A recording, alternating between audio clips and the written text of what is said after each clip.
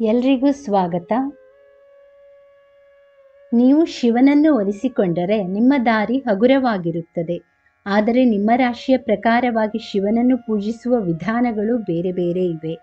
ಆ ವಿಧಾನಗಳನ್ನು ಇಲ್ಲಿ ನೋಡೋಣ. ಶಿವನೆಂದರೆ ಭಯವಿಲ್ಲ, ಶಿವನಾಮಕ್ಕೆ ಸಾಟಿ ಬೇರಿಲ್ಲ. ಶಿವನ ಕೃಪೆ ಸದಾ ನಮ್ಮ ಮೇಲೆ ಇರಬೇಕೆಂದು ನಾವು ಶಿವನಾಮವನ್ನು ಜಪಿಸಬೇಕು. ಹಾಗಾಗಿ ಪ್ರತಿ ವರ್ಷ ಫಾಲ್ಗುಣ ಮಾಘ ಮಾಸದ ಕೃಷ್ಣ ಪಕ್ಷದ ತ್ರಯೋದಶಿಯಂದು ಮಹಾಶಿವರಾತ್ರಿ ಹಬ್ಬವನ್ನು ಆಚರಿಸಲಾಗುತ್ತದೆ. ಈ ವರ್ಷ ಈ ಹಬ್ಬವನ್ನು ಮಾರ್ಚ್ 8ರಂದು ಆಚರಿಸಲಾಗುತ್ತದೆ. ಈ ದಿನದಂದು ಮಹಾದೇವನನ್ನು ಪೂಜಿಸುವುದರಿಂದ ಮತ್ತು ಉಪವಾಸವನ್ನು ಆಚರಿಸುವುದರಿಂದ ಉತ್ತಮ ಫಲಿತಾಂಶಗಳನ್ನು ಪಡೆಯುತ್ತಾರೆ ಎಂಬ ನಂಬಿಕೆ ಇದೆ. ಹಾಗಾಗಿ ನಿಮ್ಮ ರಾಶಿ ಪ್ರಕಾರ ಶಿವನನ್ನು ಹೇಗೆ ಆರಾಧಿಸಬೇಕು ಎಂಬುದನ್ನು ತಿಳಿಯೋಣ ಬನ್ನಿ. ಮೇಷರಾಶಿ. ಧಗಧಗಿಸುವ ವ್ಯಕ್ತಿತ್ವ ನಿಮ್ಮದು. ಸದಾ ಉರಿಯುವಂತೆ ಇರುತ್ತೀರಿ. ಬೆಂಕಿ ಸ್ವಭಾವ, ಹಾಗಾಗಿಯೇ ಅಗ್ನಿರಾಶಿ ಎನ್ನಲಾಗುತ್ತದೆ. ಹಾಗಾಗಿ ಈ ದಿನ ಜಾಗರಣೆ ಮಾಡುವಾಗ ಶಿವನಿಗೆ ನೀರನ್ನು ಅರ್ಪಿಸಿ, ಧೂಪವನ್ನು ಬೆಳಗಿಸಿ, ನಂತರ ಶಿವನ ಅಪೂರ್ವ ಬ್ರಹ್ಮಾಂಡ ಶಕ್ತಿಯನ್ನು ಧ್ಯಾನಿಸಿ, ನಂತರ ಓಂ ನಾಗೇಶ್ವರಾಯ ನಮಃ ಎಂಬ ಮಂತ್ರವನ್ನು 108 ಬಾರಿ ಪಠಿಸಿ. ವೃಷಭ ರಾಶಿ. ಸ್ಥಿರತೆಯೇ ಇವರ ಶಕ್ತಿ, ಸ್ಥಿರತೆಯೇ ನಿಮ್ಮ ಬೆಳವಣಿಗೆ. ಭೂಮಿಯಲ್ಲಿ ಸಿಗುವ ನೈಸರ್ಗಿಕ ವಸ್ತುಗಳಿಂದ ಈಶ್ವರನನ್ನು ಆರಾಧಿಸಿ. ಹೂವುಗಳನ್ನು, ಅದರಲ್ಲೂ ಶುದ್ಧತೆಯ ಪ್ರತೀಕವಾಗಿರುವ ಬಿಳಿಯ ಹೂವುಗಳನ್ನು ಆರಿಸಿ ತಂದು ಶಿವನಿಗೆ ಅರ್ಪಿಸಿ.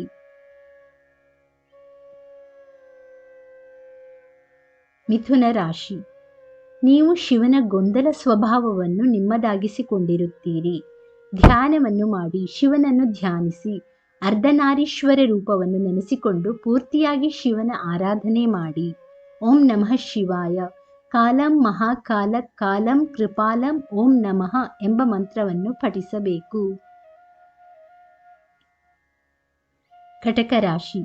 ನೀವಂತೂ ಭಾವನಾತ್ಮಕ ಜೀವಿಗಳು.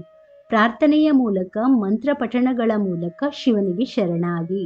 ಚಂದ್ರನು ಶಿವನೊಂದಿಗೆ ಗುರುತಿಸಿಕೊಳ್ಳುವುದರಿಂದ ಚಂದ್ರನಿಗೆ ಸಂಬಂಧಿಸಿದ ಆಚರಣೆಗಳನ್ನು ಕೈಗೊಳ್ಳಿ. ಶಿವಚಾಲೀಸವನ್ನು ಭಕ್ತಿಯಿಂದ ಪಠಿಸಿ.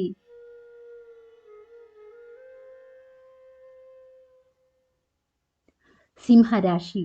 ನೀವು ಭಯ ಭಕ್ತಿಯಿಂದ ಇರುತ್ತೀರಿ. ಅದೇ ನಿಮ್ಮ ಶಕ್ತಿ. ನಿಮ್ಮ ಧ್ಯಾನಪೀಠ, ಪೂಜೆಯ ಸ್ಥಳಗಳನ್ನು ಬಂಗಾರ ಮತ್ತು ಕೆಂಪು ಬಣ್ಣದಿಂದ ಸಜ್ಜುಗೊಳಿಸಿ. ಮಹಾಶಿವನಿಗೆ ಹಣ್ಣು ಹಂಪಲನ್ನು ಅರ್ಪಿಸಿ. ನಿಮ್ಮ ಆರಾಧನೆ ಮನಸ್ಫೂರ್ತಿಯಾಗಿ ಮಾಡಿ. ಶಿವರಾತ್ರಿಯ ದಿನ ಪಂಚಾಕ್ಷರಿ ಮಂತ್ರವನ್ನು ಜಪಿಸಿ. ಕನ್ಯಾ ರಾಶಿ. ಸೂಕ್ಷ್ಮ ವಿವರಗಳಿಗೂ ಗಮನ ಕೊಡುವವರು ನೀವು. ಸರಳವಾದ ಮತ್ತು ಶುದ್ಧವಾದ ಪೂಜಾ ಸ್ಥಳಗಳನ್ನು ಆಯ್ಕೆ ಮಾಡಿ. ಶಿವನ ಪ್ರಾರ್ಥನೆ ಮತ್ತು ಧ್ಯಾನದಲ್ಲಿ ನಿಮ್ಮ ಸಮಯ ಕಳೆಯಿರಿ.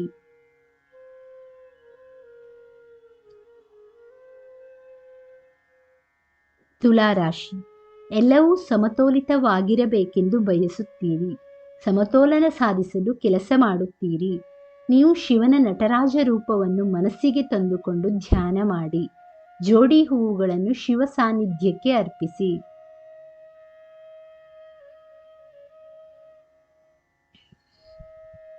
ಧನುರಾಶಿ. ಓದಿ ಹೆಚ್ಚು ತಿಳಿದುಕೊಳ್ಳುವುದು ಎಂದರೆ ನಿಮಗಿಷ್ಟ. ಓದುತ್ತಲೇ ಇರುತ್ತೀರಿ. ನೀವು ಪವಿತ್ರ ಗ್ರಂಥಗಳನ್ನು ಓದಿರಿ. ಆ ಮೂಲಕ ಶಿವನ ತತ್ವದ ಅಂಶಗಳನ್ನು ತಿಳಿದುಕೊಳ್ಳಿ, ಅರಿತುಕೊಳ್ಳಿ.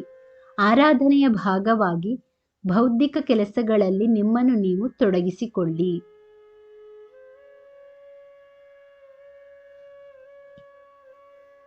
ವೃಶ್ಚಿಕ ರಾಶಿ. ರೂಪಾಂತರಗಳು ನಿಮಗೆ ಇಷ್ಟ. ಬದಲಾವಣೆ ಬಯಸುವ ಮನಸ್ಸು ನಿಮ್ಮದು. ನೀವು ಉಪವಾಸ ಅಥವಾ ತೀವ್ರವಾಗಿ ಧ್ಯಾನಿಸುವ ಮೂಲಕ ಶಿವನನ್ನು ಆರಾಧಿಸಿ. ಶಿವನ ಶಕ್ತಿ ನಿಮ್ಮ ಸ್ವಭಾವಕ್ಕೆ ತಕ್ಕ ಫಲ ನೀಡಬಹುದು.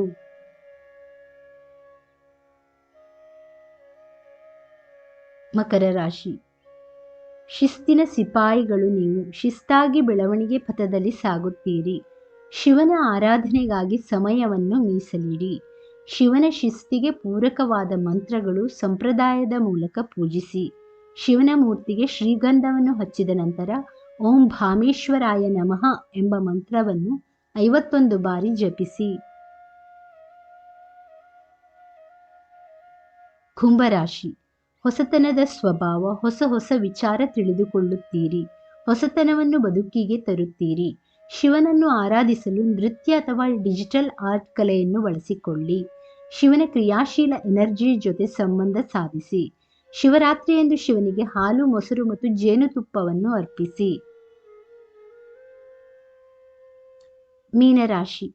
ಆಧ್ಯಾತ್ಮದಲ್ಲಿ ಮುಳುಗುವವರು ನೀವು. ಆಳವಾದ ಧ್ಯಾನದಲ್ಲಿ ತೊಡಗಿಕೊಳ್ಳುವವರು. ಶಿವನ ಅಗಾಧ ಶಕ್ತಿಯನ್ನು ಆರಾಧಿಸುತ್ತಾ ಧ್ಯಾನ ಮಾಡಿರಿ. ನೀವು ನೀರಿನಂಶವಿರುವವರು. ಹಾಗಾಗಿ ದೇವಸ್ಥಾನದಲ್ಲಿ ಕುಳಿತು ಶಿವನಿಗೆ ಬಿಲ್ವಪತ್ರೆ ಹಾಗೂ ಶ್ರೀಗಂಧವನ್ನು ಅರ್ಪಿಸಬೇಕು. ಪೂಜೆಯಲ್ಲಿ ನೀರಿಗೆ ಸಂಬಂಧಿಸಿದ ವಸ್ತುಗಳನ್ನು ಬಳಸಿಕೊಳ್ಳಿರಿ.